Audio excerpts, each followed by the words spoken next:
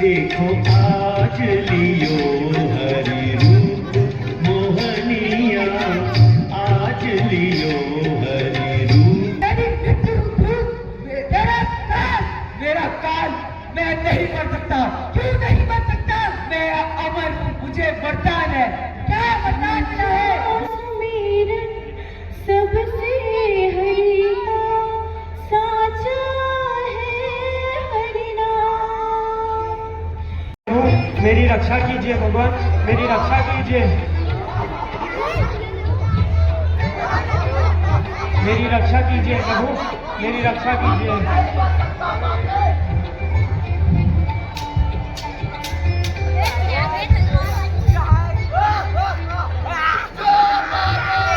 हर हर महादेव।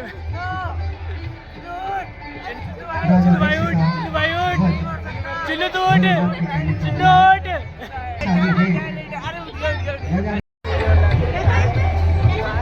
यह हुआ वचन तो याद है ना देव राजेंद्र? समुद्र मंथन के पश्चात कोई भी वस्तु प्राप्त होगी तो वह हमारे बीच समानता से बांटी जाएगी।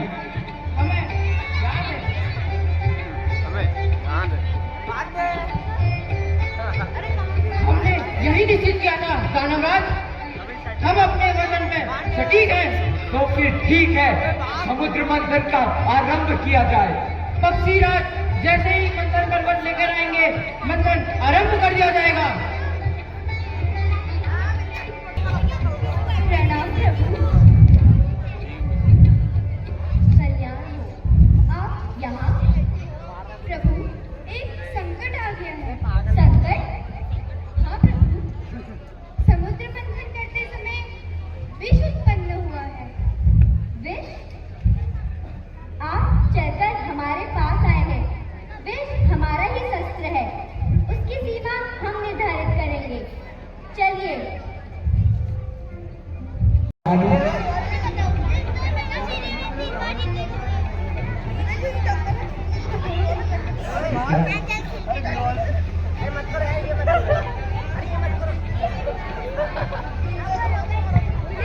महादेव से बड़ा, महादेव से आदर्श, महादेव जैसा कौन देवता है? देखिए, संसार को बचाने के लिए हलाहल पी गए, ऐसे हैं देवों के देव महादेव, देव महादेव।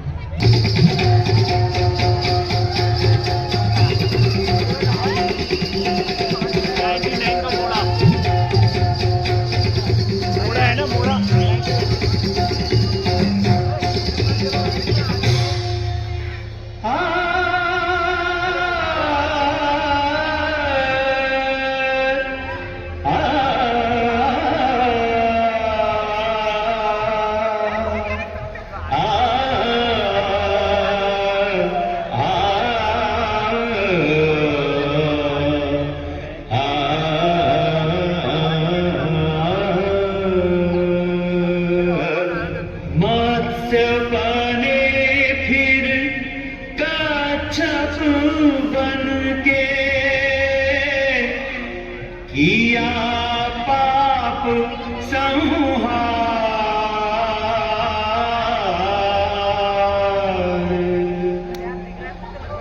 अब नारी के रूप में प्रगटे,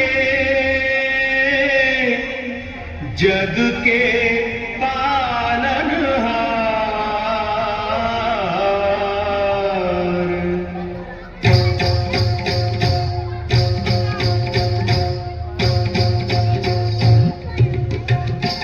देखो आज लियो हरि रूप मोहनिया, आज लियो हरि रूप मोहनिया, जो इस जग को नाच नचाए, जो इस जग को नाच नचाए। देखो उस नटवर ने आंधी पे जनिया, जनक जनन झुमक छनन, जनक जनन झुमक छनन। देखो आज लियो रूप मोहनिया,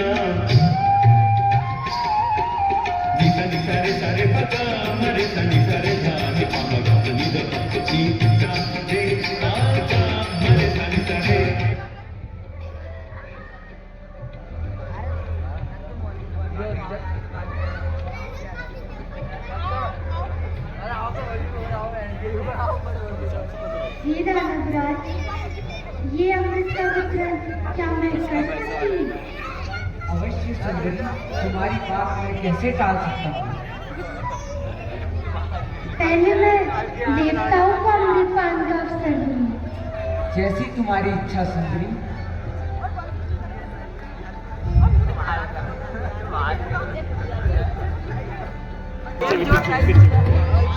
ये गेम खेल रहा है। ये ताली ताली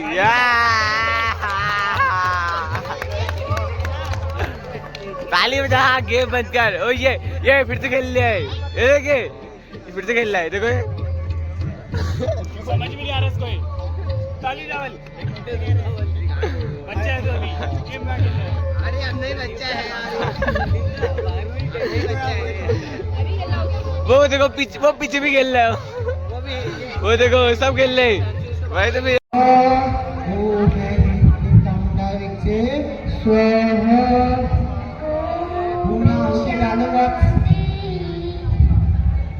अरे लगता है द्वार पर कोई आया है। कहाँ जा रहे वक्त? अधूरा या किसी के नहीं जाते वक्त? क्षमा करें गुरुदेव, किंतु बलि के द्वार पर कोई भिक्षुक आए और उसे भिक्षा के लिए दूसरी बार गुहार करनी पड़े तो बलि की दानी वृत्ति को 100 बार धिक्कार है। अब मैं नहीं रुक सकता। प्रणाम ब्राह्मण देव, कहिए आपको क्या भिक्षा चाहिए? स्वर्ण, गोधन, गजधन, हीरे मोती जवाहरात? मैं तो एक साधारण ब्राह्मण हूँ और एक ब्राह्मण भिक्षा के अतिरिक्त और क्या चाह सकता है? तो ब्राह्मण देव, जो भी आवश्यकता हो आपकी मेरे सामने व्यक्त कीजिए। यदि मेरे वश में हुआ तो मैं उसे पूरा करने में तनिक भी संकोच नहीं करूँगा। राजन, मुझे केवल 3 पग भूमि चाहिए। 3 पग भूमि? ब्राह्मण देव, क्या करेंगे आप 3 पग भूमि का? मैंने तो ये सुना था कि दानी वाली ना ये पूछता है कि वो दान किसे दे रहा है और ना ये पूछता है कि वो दान में क्या जा रहा है। ब्राह्मण देव, मैंने 3 पग भूमि मांगने का कारण इसलिए नहीं पूछा था कि मैं परिहास करना चाहता हूँ। तो फिर क्यों पूछा? ब्राह्मण देव, मैंने इसलिए पूछा था, यदि कोई साधारण सा व्यक्ति 3 पग भूमि मांगे तो भी उसका कुछ भला न हो, और आप जैसे आकार वाले व्यक्ति के 3 पग तो और भी कम स्थान घेरेगा, तो उसमें तो साधारण व्यक्ति खड़ा भी ना हो पाएगा। राजन, मैं ये 3 पग भूमि किसी साधारण व्यक्ति के लिए नहीं मांग रहा हूँ, स्वयं अपने लिए मांग रहा हूँ। आपकी क्षमता हो तो भिक्षा दान करें, नहीं तो मैं आगे बढ़ूं। मैं आपको यहाँ से कहीं नहीं जाने दूंगा ब्राह्मण देव।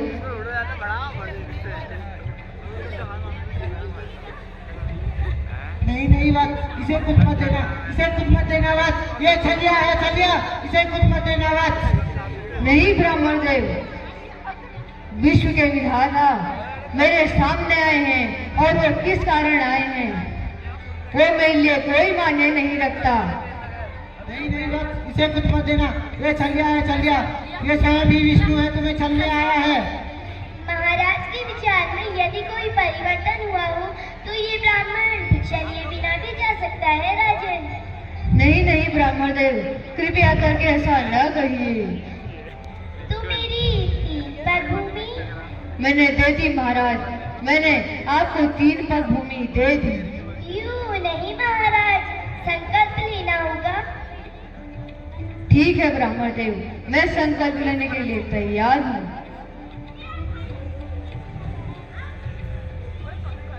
राजन, लगता है कमंडल में कोई कीट फंस गया है। एक क्षण।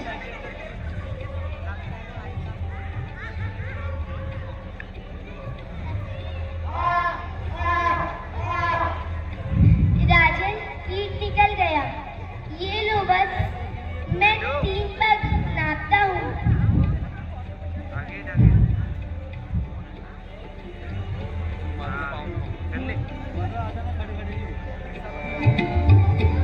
हे बलि, मैंने अपना पहला पग उठाकर किया है। अब मैं दूसरा पग उठाने जा रहा हूँ।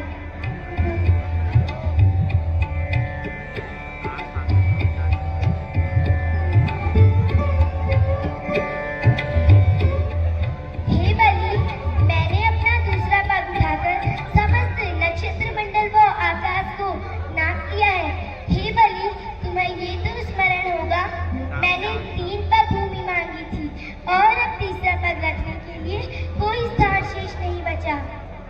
यदि तुम चाहो तो मैं तुम्हें एक पग क्षमा कर सकता हूँ बलि।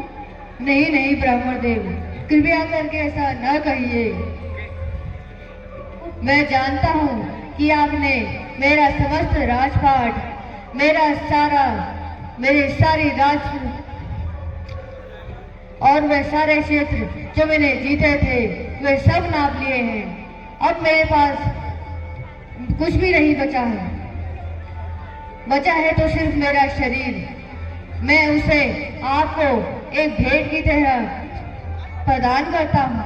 हे बलि, यदि तुम्हारी यही इच्छा है और यदि तुम यही समझते हो कि इसी में तुम्हारा उद्धार है, तो मैं ऐसा ही करूँगा।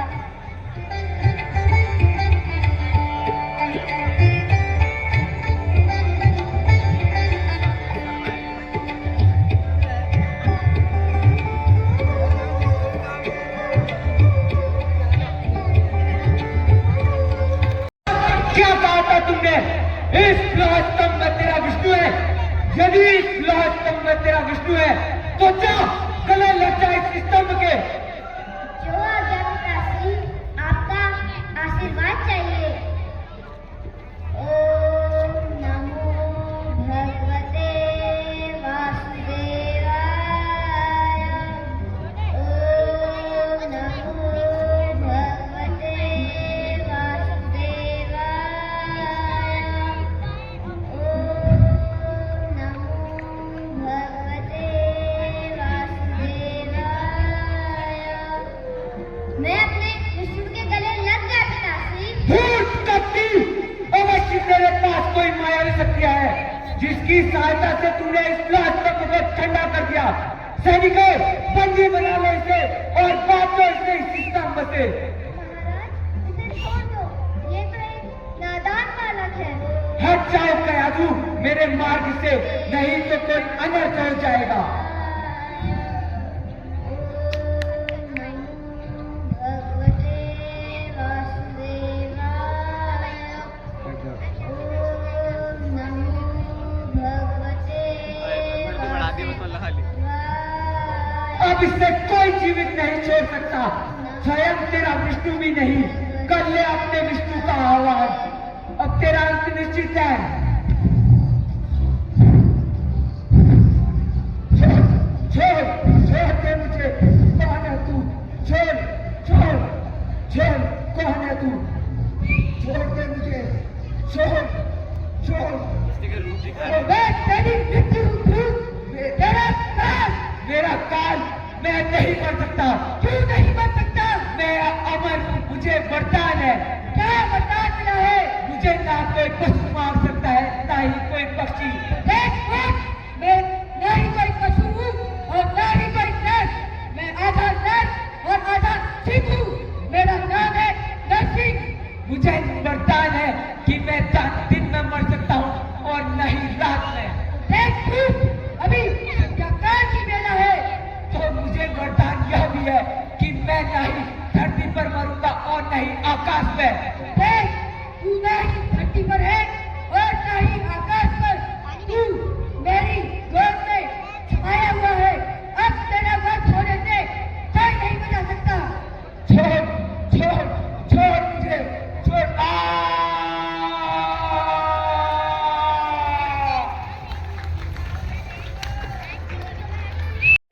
सुंदरी, इस विषय को जल पिलाओगी? ये कैसा आश्चर्य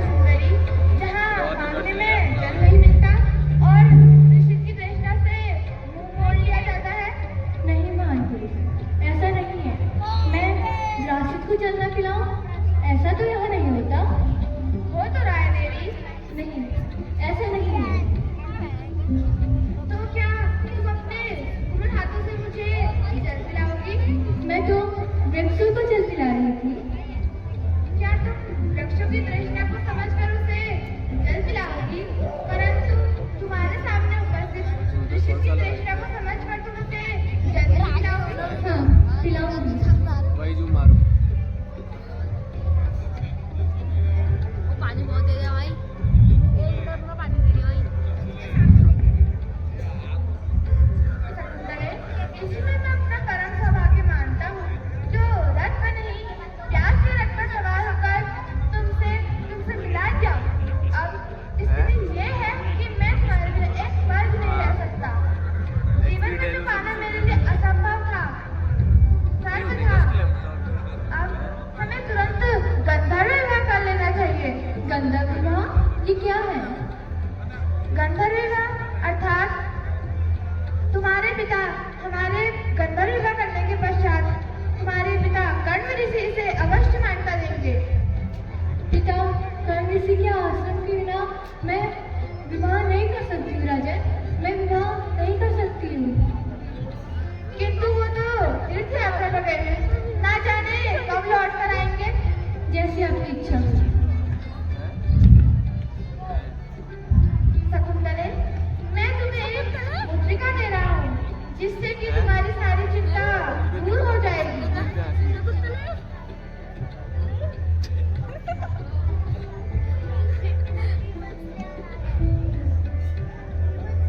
अब तुम अपनी चिंता सारी छोड़ दो।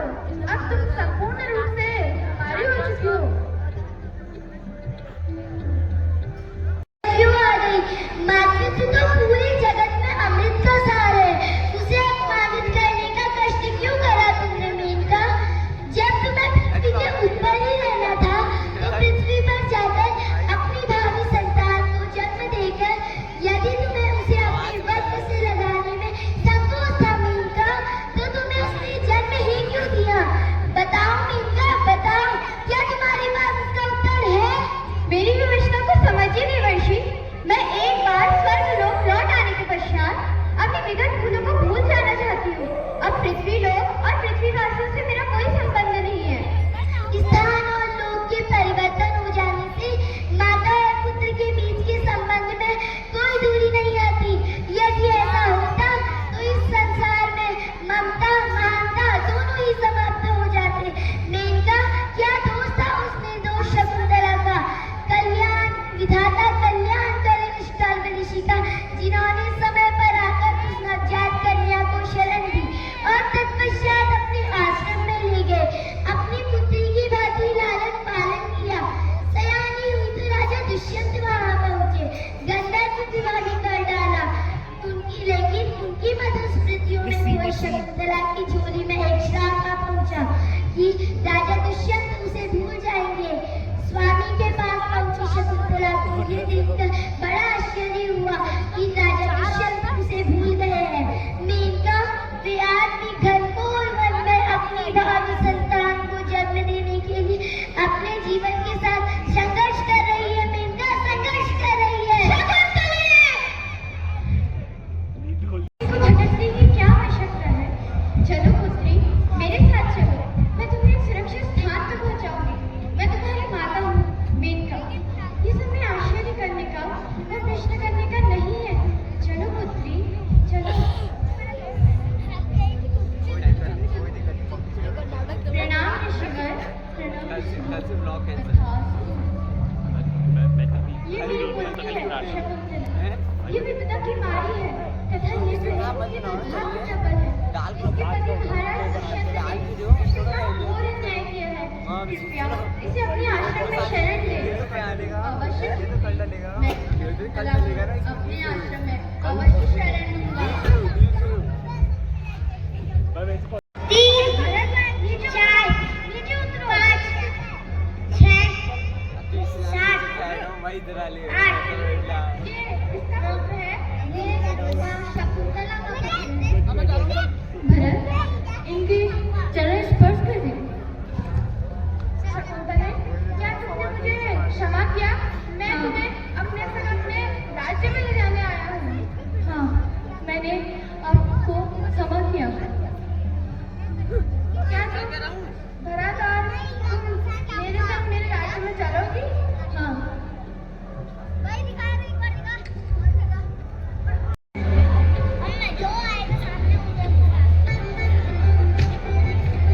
यह एक कल्पना और अल्पना की आप देख रहे हैं वृषभानु बरसाना के राजा और उनकी पत्नी कृतिका देख करके अचंभित हैं। वो अचंभित हैं, ये क्या हो रहा है। और धीरे धीरे वो देखते हैं, निहारते हैं, परखते हैं और कृतिका अपनी गोद में उठाने का प्रयास करती हैं। कल्पना और अल्पना, बोलिए राधा रानी की जय, राधा रानी की जय। धीरे धीरे करके आप देखिए, इनकी आंखें बंद रहती हैं और एक बार दर्शन करा दो। द्रोण की पत्नी धरा थी, वे दोनों सैकड़ों वर्षों तक मुझे पुत्र रूप में पाने के लिए तपस्या करते रहे। वे दोनों तपस्या में इतने लीन थे कि प्रकृति की कोई भी शक्ति आकर उनकी तपस्या को भंग नहीं कर सकती थी। किंतु फिर एक दिन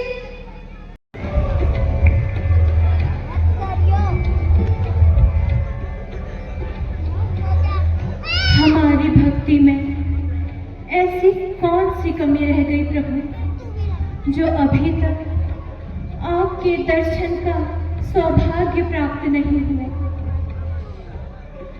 साचा सुमेरन सबसे हरि का, साचा है हरि नाम, जिनकी कृपा से बन जाते हैं सबके बिगड़े काम, सबके बिगड़े काम।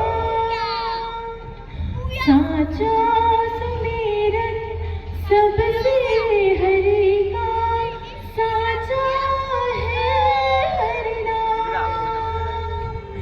आतुर है आंचल का उपवन, सुनने को बैजनिया छुन छुन, मधुर मधुर तुतलाती बोली, खेल संग संग आँख में चोले, मेरे मुख पर भेद दो प्रभु, ममता भरे मुस्कान। साचा सुमेरन सबसे हरि का, साचा है हरि नाम। भक्त बिना भगवान है जैसे, माता बिन संतान के वैसे, हरि बिन मेरा जीवन सोना, भगवन लाज मेरी रखो ना।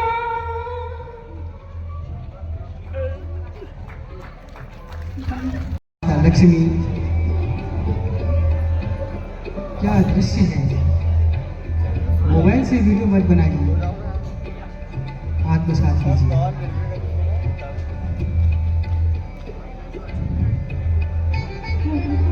प्रणाम प्रभु। आयुष्मान भव।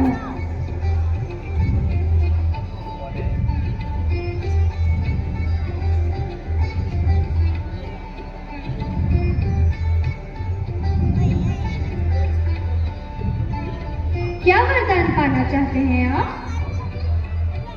हम आपकी सेवा करना चाहते हैं प्रभु, किंतु भक्त की भांति नहीं, अपितु माता पिता के समान। हम आपका एक पुत्र के रूप में पालन पोषण करें। आप हमें माता पिता की भांति प्रेम दें और हम आप पर अपनी ममता न्यौछावर कर सके। केवल इतनी सी इच्छा है प्रभु। मैं आपके संतान के रूप में अवश्य आऊंगा, किंतु उसके लिए आपको मेरे अगले अवतार के बाद एक और अवतार की प्रतीक्षा करनी होगी, क्योंकि ये वरदान पहले ही मैं माता देवकी को दे चुका हूँ। किसी भी जन्म में आपको अपने पुत्र के रूप में पाना मेरा सौभाग्य होगा, परंतु मेरी ममता मेरे वश में नहीं है प्रभु। आप साक्षात मेरे समक्ष खड़े हैं, परंतु मेरे नेत्र आपके इस दिव्य चतुर्भुज रूप को नहीं देख पा रहे हैं प्रभु। मेरे भीतर उमड़ती ममता के ज्वार का अनुभव कीजिए प्रभु। केवल कल्पना मात्र से मेरा वक्ष थल दूध से भराया है, ये बहुत तरसने लगी है। मन अभी से लोरियां गाने लगा है। मेरे इस अनुरूप को स्वीकार कीजिए प्रभु। इस माँ से हमारी प्रतीक्षा न करवाए प्रभु, और प्रतीक्षा न करवाए।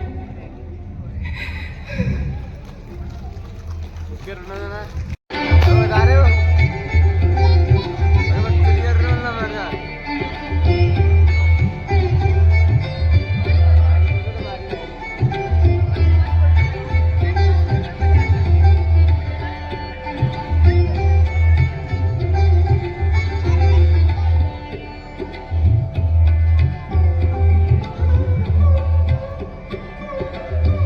मैं पहले ही ये वचन माता देवकी को दे चुका हूँ, इसलिए विधि के विधान के अनुसार मेरा पालन पोषण आपके द्वारा और मेरा जन्म माँ देवकी के द्वारा होना है।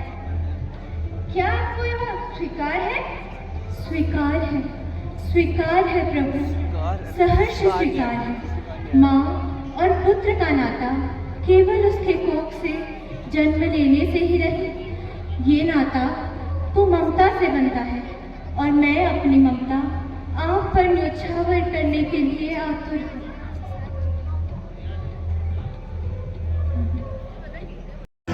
जूम कर हमारे अभय भैया दिखेंगे अब गाइस। सही है ना? अरे वही है, अभी सिया भी है।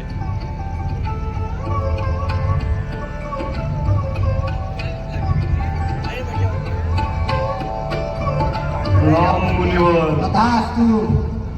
मुनिवर, मैं लाल भाई। अपनी बहन और अपने जमाता को उनका विवाह कर आशीर्वाद देकर विदा करें। मैं तो नहीं, नहीं, मथुरा नहीं, नरेश, मैं तो इस लग्न की कब से प्रतीक्षा कर रहा था। सौभाग्यवती भव, अष्टपुत्रवती भव। मथुरा नरेश, मैं ही इस वो पंडित है क्या है वो? प्रतीक्षा नहीं कर रहा था, इस शुभ विवाह की प्रतीक्षा काल ही कर रहा था। देवकी और वसुदेव का होने वाला 8वां पुत्र तुम्हारा काल होगा, कंस काल। हे मुनि, तू झूठ बोल रहा है। मैं इन बातों पर कोई विश्वास नहीं करता। नहीं, मथुरा नरेश, ऋषि झूठ नहीं बोलते हैं। भगवान। हे कंस, अपनी जिस प्रिय बहन को तू बड़े हर्ष से ब्याह कर ले जा रहा है, उसी देवकी का 8वां पुत्र तेरा काल होगा, और तेरे इस पाप के साम्राज्य को सदैव के लिए नष्ट कर देगा।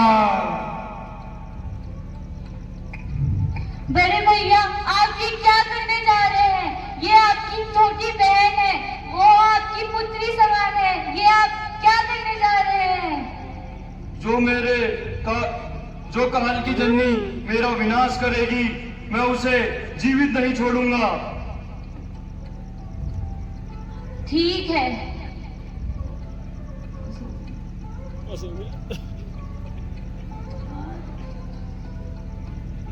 आपको द्रौपदी से भय नहीं, आपको उसकी संतान से भय है। तो मैं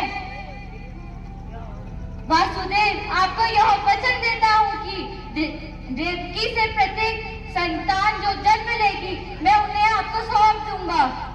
वासुदेव, तूने अपनी पत्नी को तो मेरे से बचा लिया, तू बहुत सौभाग्यशाली है, पर लेकिन अपनी संतान को तू मेरे से नहीं बचा पाएगा।